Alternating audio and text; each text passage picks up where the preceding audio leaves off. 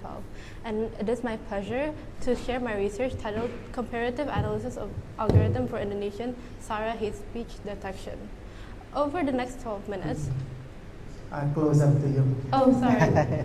Over the next 12 minutes, I will guide you through the background of this work, the data that we use, and how we prepared and engineered the machine learning models we compared, and the key findings that emerged from our experiments. My goal is not only to present the numbers, but also to explain the reasoning behind every step so that we can understand what these results mean for real-world applications. First, I will explain the motivation and context behind the study.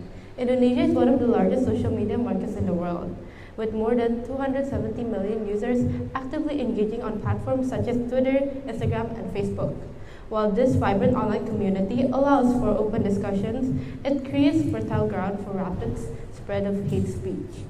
In Indonesia, hate speech is often linked to SARA issues, which refers to suku, agama, ras, and antargolongan, which if you translate it to English is ethnic, religious, racial, and intergroup tensions. These topics are extremely sensitive, especially during politically charged events such as elections or major policy debates. Events such as SARA-related hate speech tend to increase sharply in those times, inflaming social divisions and potentially leading to real-world conflicts.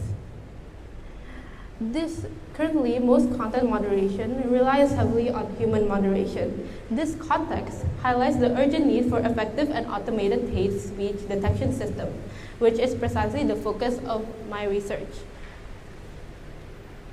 First of all, I noticed there is a research gap in Indonesia, which led me to choose this topic as my research. The existing hate speech detection research is dominated by English language studies, leaving a clear lack of systematic evaluation for Indonesian text. We also observed that most previous work focused on single models or very small data sets, making it difficult for practitioners to decide which algorithm provides the best balance between accuracy and efficiency. This gap motivated me to perform a comprehensive and controlled comparison of multiple machine learning methods using a large, carefully annotated Indonesian dataset.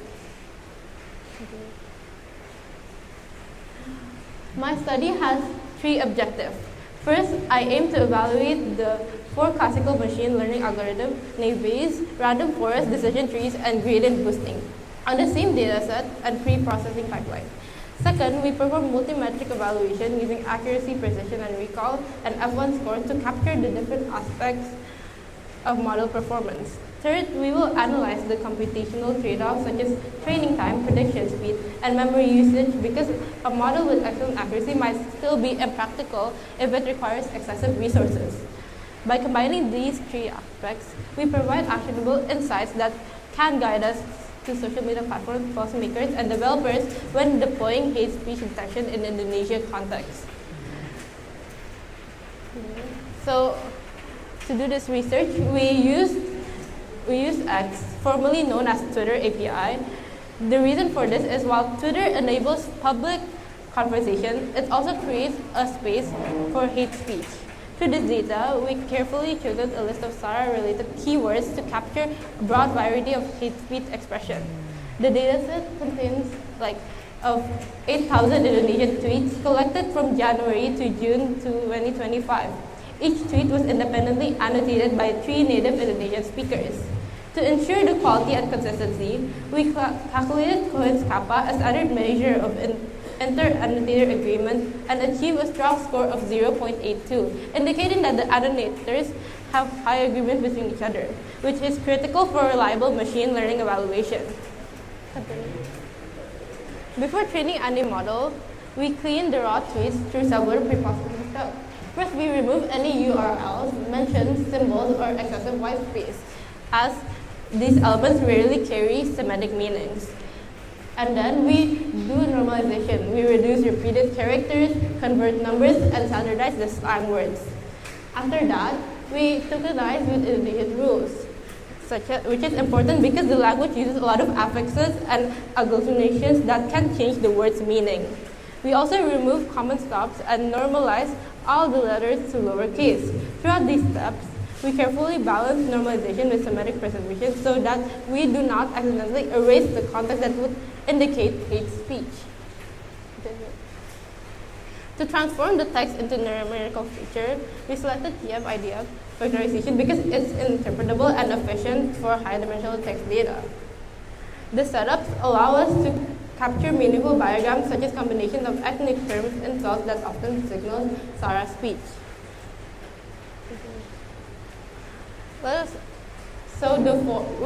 In this research, I used 4 machine learning algorithms and evaluated them, all implemented using Orange and Python.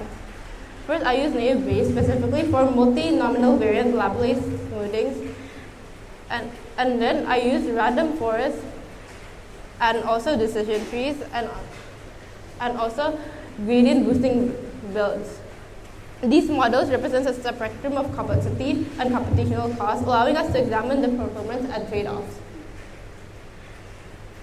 This slide here shows how we designed the experiment to ensure a fair and reliable performance evaluation. We applied the tenfold stratified cross-validation strategy.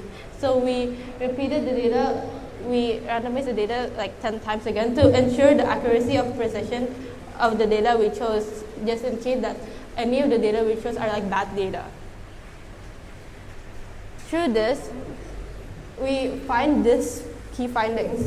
The table shows that random forest consistently outperforms other models, and it achieves highest accuracy of 0.854, the precision of 0.851, a recall of 0.843, and an F1 score of 0.847.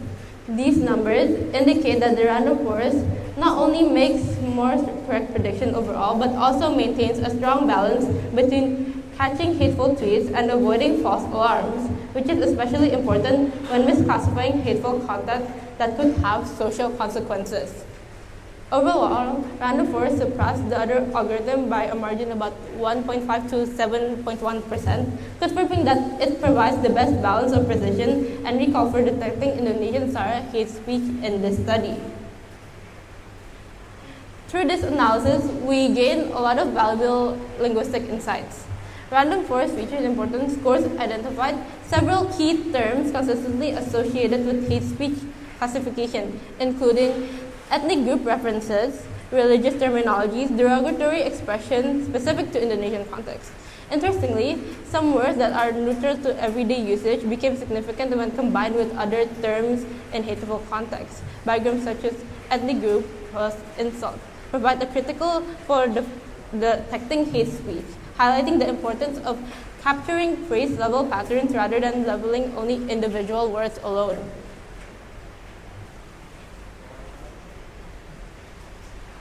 Besides accuracy, we evaluated the computational efficiency of each algorithm. In terms of training time, the decision tree was the fastest at 2.3 seconds, followed by a naive Bayes at 3.7 seconds. Random forest required 18.4 seconds, and gradient boosting was the slowest at 31.2 seconds. For prediction time, all models achieve a sub-millisecond performance, which means they all can support real-time detection in production. Regarding memory usage, random forest consumes the most with 245 megabytes, whereas naive Bayes was the most lightweight with only 38 megabytes. These numbers show that accuracy alone is not enough, and computational resources and scalability is also crucial to be considered. However, this research is not without its own challenges. Automated text classification face several challenges, including how social media language is usually noisy and high-dimensional, often mixing language, slang, and euphemism that models struggle to capture. Precision is especially critical in sensitive areas like Sara, since false positives can have serious consequences, yet balancing this with recall is very difficult. These models need to be retrained again and again as language continues to evolve.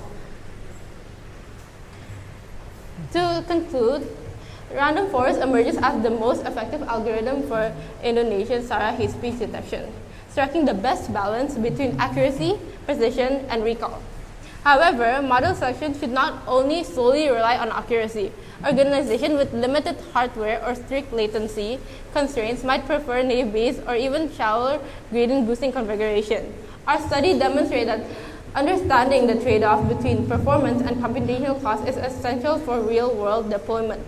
Looking ahead, there's several promising directions that for future research.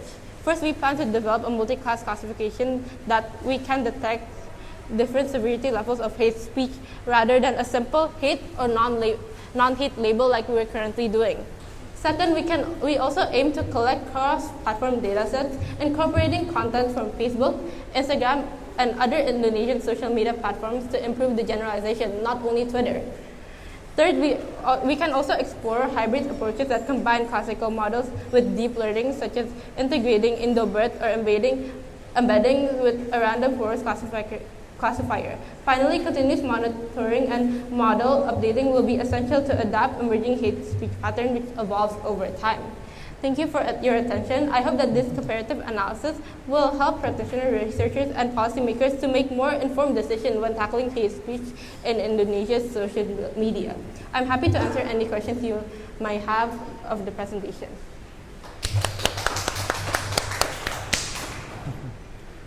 Okay, thank you for your presentation. You are Allysa. Yeah. Allysa. Yeah. So actually seeing you is like seeing my students doing bachelor defense actually because the topic is similar.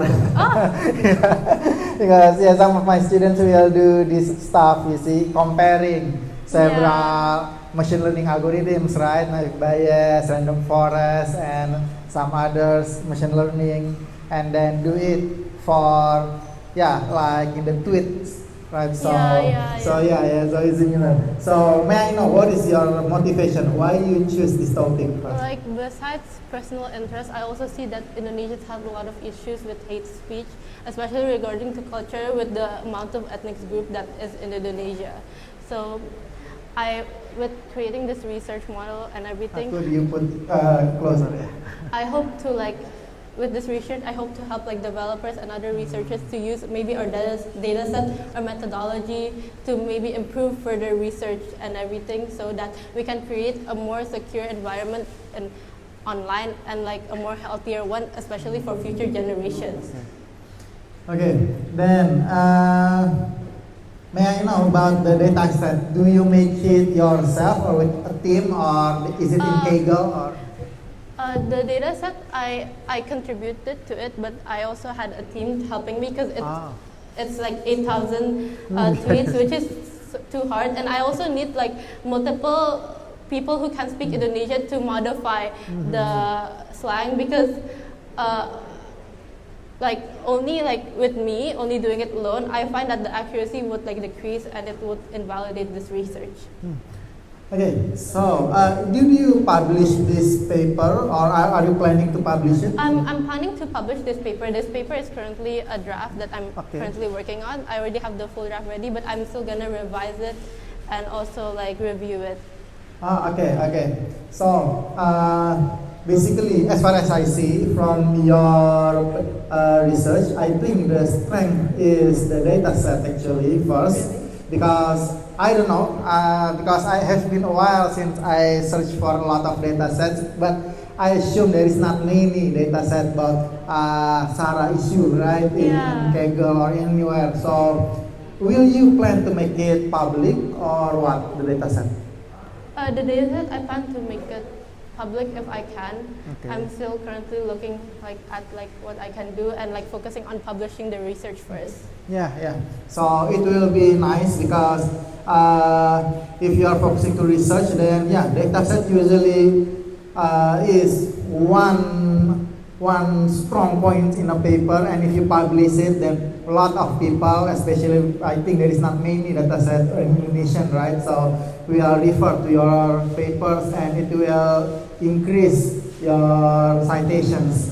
So it will be really helpful if you apply for master or maybe for PhD later on. So I encourage you if it's okay, because sometimes if this is project funded by some private company, maybe you are not allowed to publicly open, right? But if you are okay, then probably you can share it, and then people will refer to that, even at least to the data set, and they will cite you, and it will be really helpful. Definitely. I'm currently focusing on publishing the research, and after that I will focus on data sets.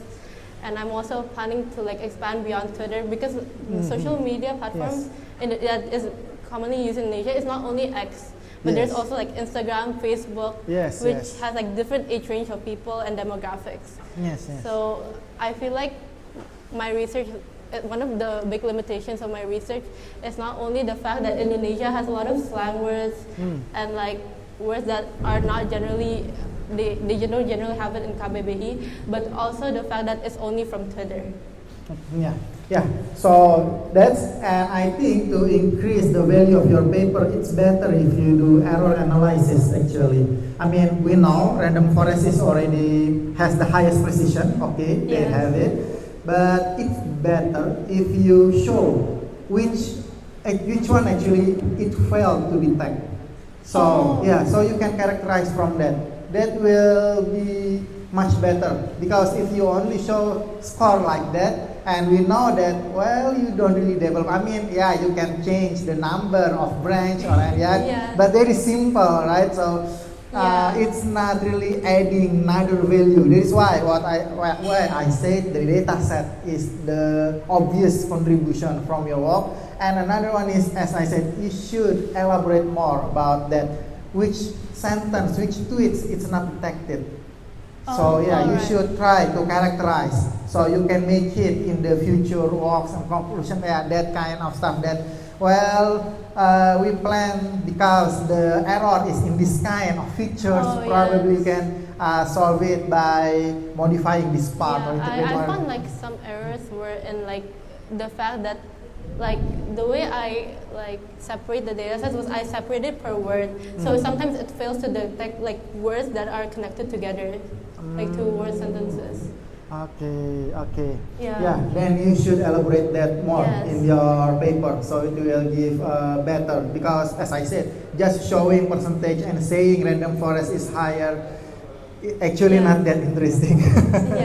Alright. Okay. I think that is. I hope you can publish in good journals for this. And keep on. Please continue your work. Thank you. Thank you so much.